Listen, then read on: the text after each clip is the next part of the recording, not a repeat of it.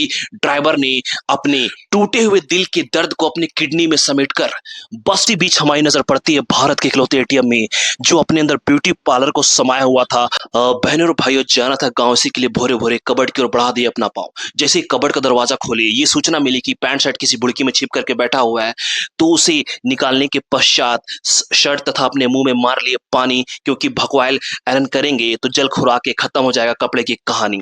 उसके पश्चात अपनी जनिया से उधारी लिया हुआ घिसटा हुआ ट्रॉली बैग लेकर के रवाना हो गए बस पकड़ने। कुछ देर के पश्चात बस का आगमन हुआ और अपने भाई तथा अपने अंकल के साथ रवाना हो गया अपनी गांव की ओर, और चारों तरफ हरियाली देख करके मन प्रफुल्लित हो गया दोस्तों। इसी बीच गुगांडा नामक एक जंगल के रास्ते हमारी बस गुजरी, जहां दूर दूर तक सिर्फ जंगल ही जंगल दिखाई दे रहा था, एक को कुत्ता नजर नहीं आ रहा था।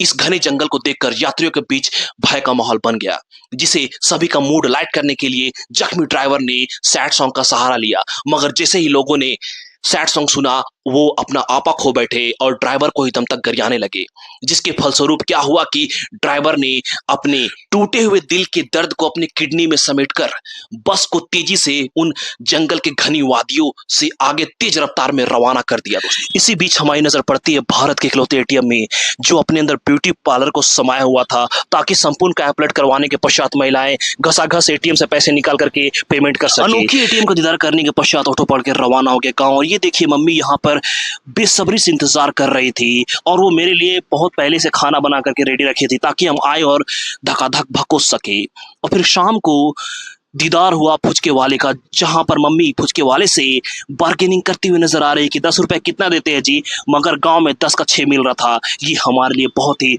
खुशी की बात थी। फुचका ढकेल की घटना को अंजाम देने के बाद आगमन हुआ मेरी भगनी वामिका का, जो अपनी मम्मी पापा के साथ आई हुई थी।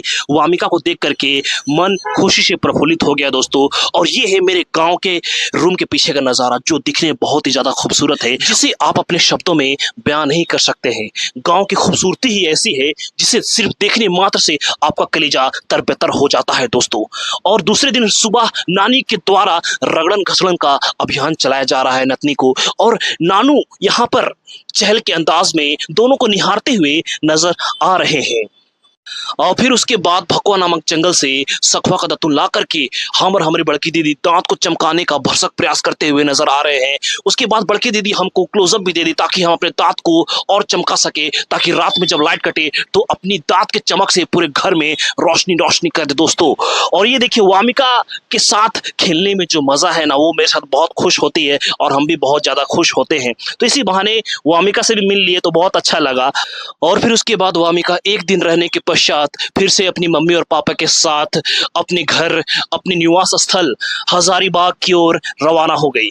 ये देखिए, गांव के सबसे महंगे इटालियन केश कर्तनालय में पापा दाढ़ी बनाते हुए नजर आ रहे हैं, और मम्मी बड़े प्यार से पापा को दाढ़ी बनाते हुए घूर रही है। और पूरे एक दिन गांव में बिताने के पश्चात हम घिसटा हुआ ट्रॉली बैग लेकर के रवाना हो गए एक प्रीति भोज में सम्मिलित होने के लिए, जहां पर मेरे साले साहब के द्वारा लेमजोन नामक एक जंगल के रास्ते से, घने जंगल के रास्ते से स्कूटी से हवाओं को चीरते हुए बुढ़मू की तरफ रवाना हो गए प्रीति भोज में।